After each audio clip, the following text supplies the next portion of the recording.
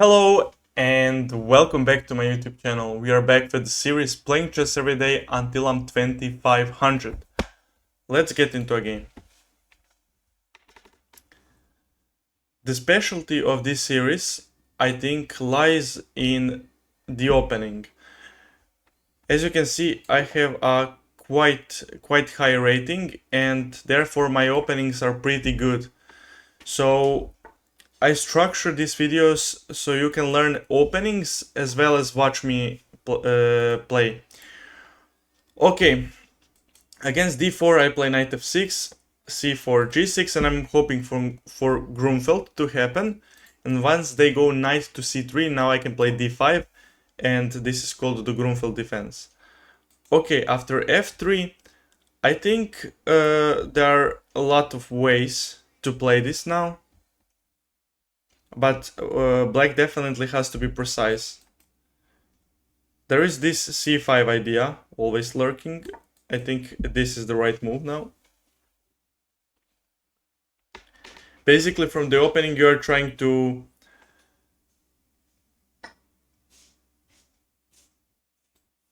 both guys are trying to prove who is better. Okay, he takes here. Now we take with the knight, as usual. And this f3 will come as a weakness later on in the game. Now let's trade. He takes, I take. And okay, here I am down a pawn, but I'm down this weak c5 pawn. So, and it's also doubled. It's very far back. So there shouldn't be many problems with this pawn. I can also attack it immediately, which I will. And he lets me take that pawn, and I will. So from the start to here, let's defend our knight. Now we got ourselves into this position where, I mean, as white, does my opponent really have an advantage here? I don't see it. And of course now we play e5 to kick this bishop away. And from the opening, my opponent didn't really get a big advantage and he's white. I have a pretty decent position here. I'm gonna trade the bishops as well. Or at least I'm gonna try. Now what we could do here is give him this check, because then he won't be able to castle anymore.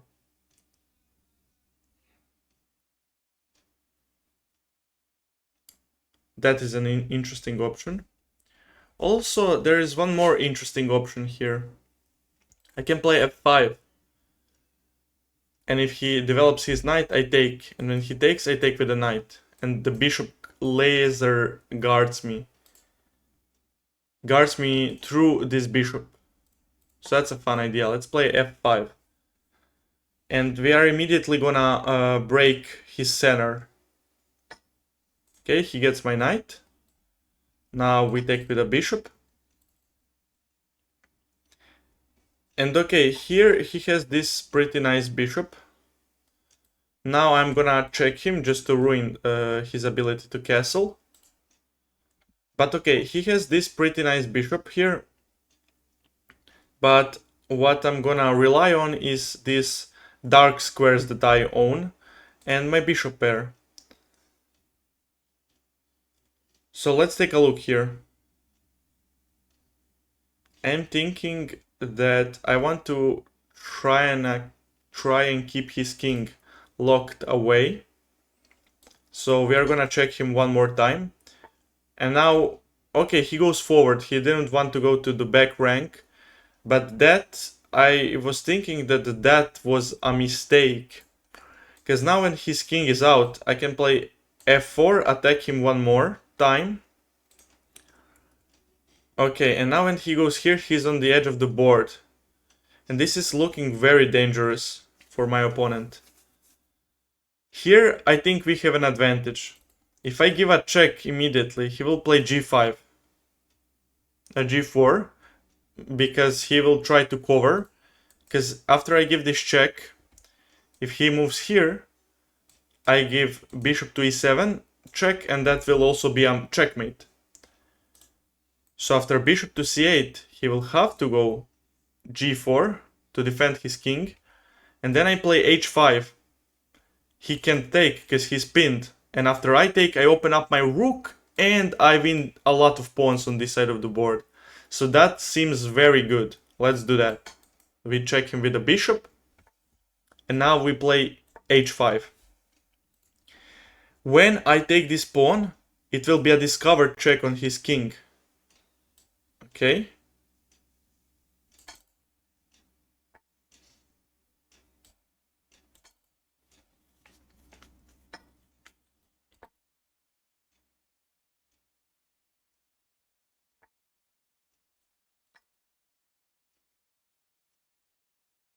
Now his king is in a very bad spot.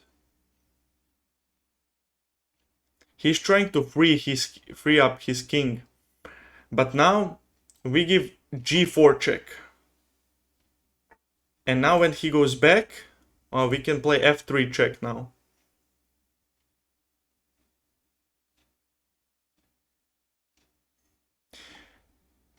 But first up, let's just recapture this bishop. I don't know if you were following, but we did lose a rook in the process here. But that didn't matter, because now we have this great position where we have two bishops and this massive pawn advantage. Okay, now he sacrifices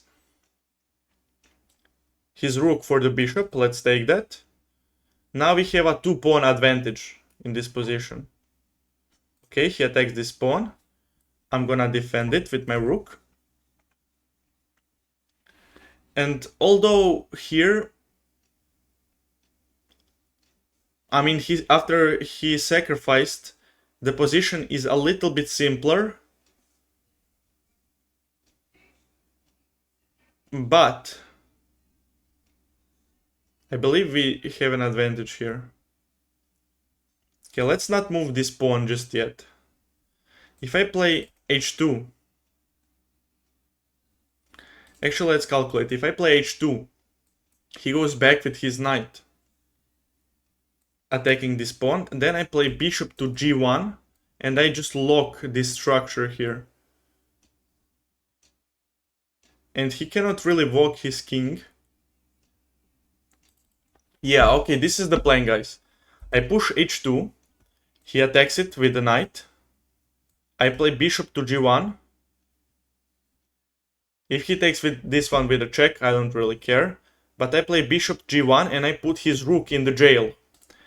So after this, this and this, then if he tries to approach with his king, I'm gonna play rook to here.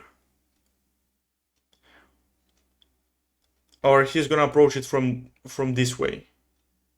I play rook check. If he goes here, he loses the knight. So he has to go back. And then, after I take the knight, all in all, he should lose something.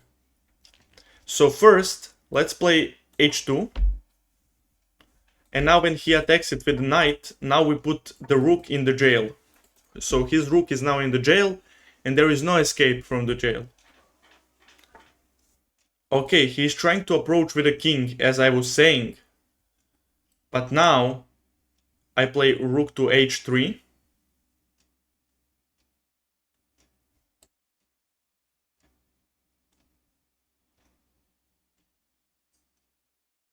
I play rook to h3.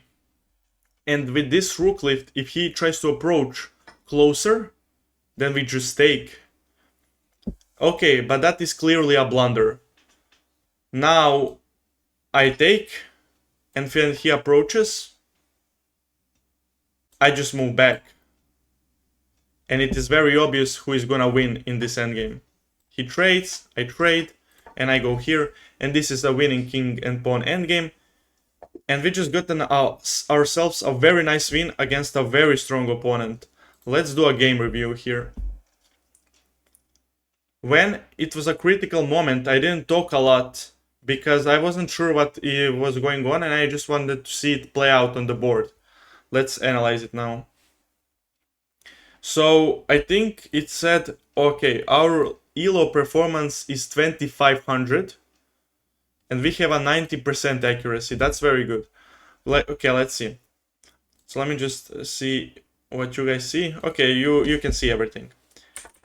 So from the start, okay, f3, I said that it wasn't a very common idea, and now I went c5, and that was the best. You can rewind and see and watch me saying I said the c5 is usually the idea in Grumfeld, and even though you gambit this pawn, as you see, after we trade everything, he's now up a pawn. But if you look at the evaluation bar, actually black is the one who has an advantage here because of these pawns are kind of scattered, and my pieces will soon be very active like this.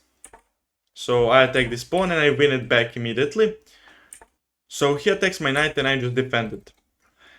And now after bishop to d4, he is attacking this rook. And now I play first f6. So on the next move I can play e5, supported by this pawn. And now I kick away his bishop from my position.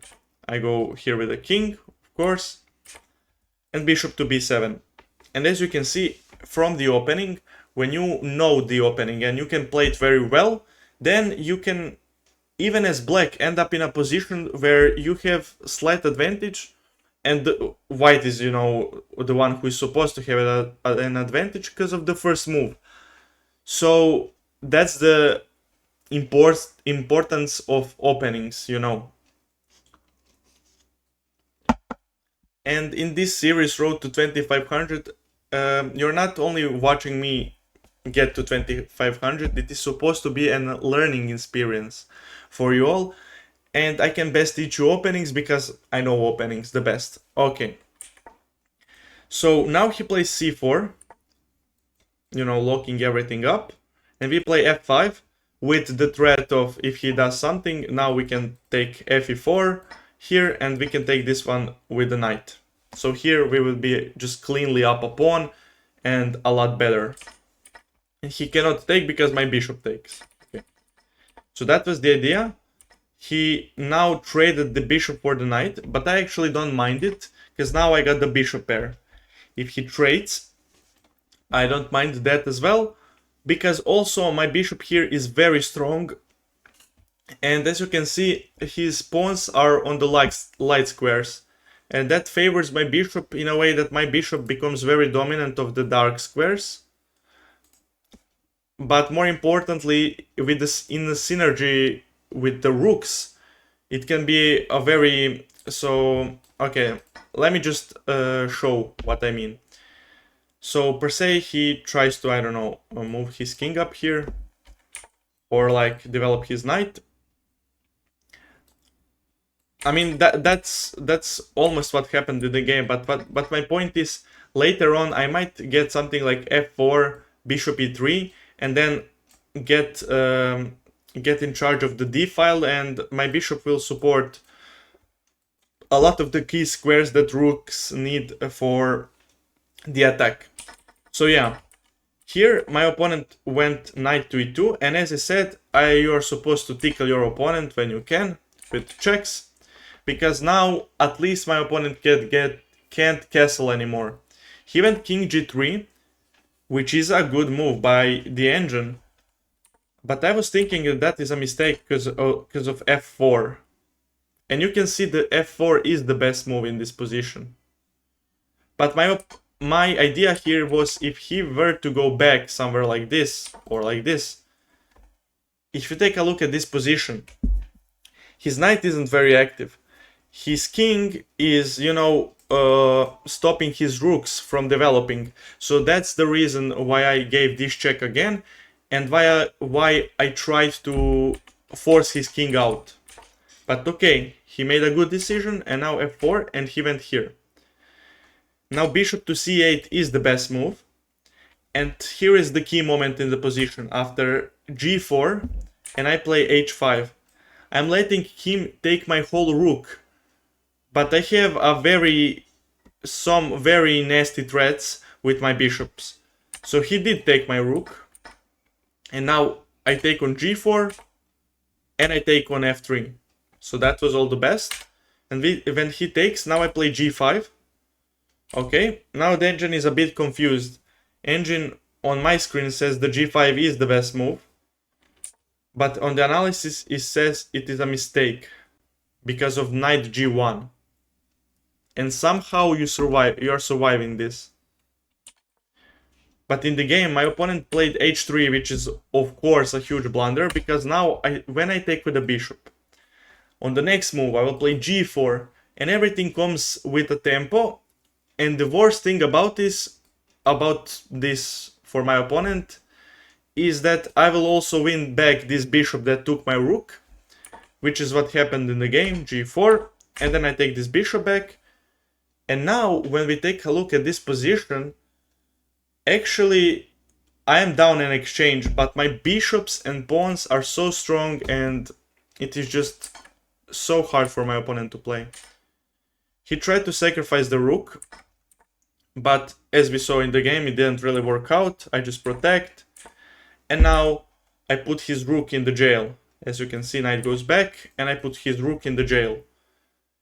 Here he tried to defend with his king, and now I did a rook lift, and after taking here, he attacks my rook, not my bishop, and I go back, and when he trades, you can see that in this endgame there is only one winner, and that is black, because of this pass pawn and due to his king being so far away from the action. So if his king was here, and if he had an extra pawn here, it would maybe be a draw. But in this position, definitely not a draw, and we win. So hopefully guys you enjoyed this video.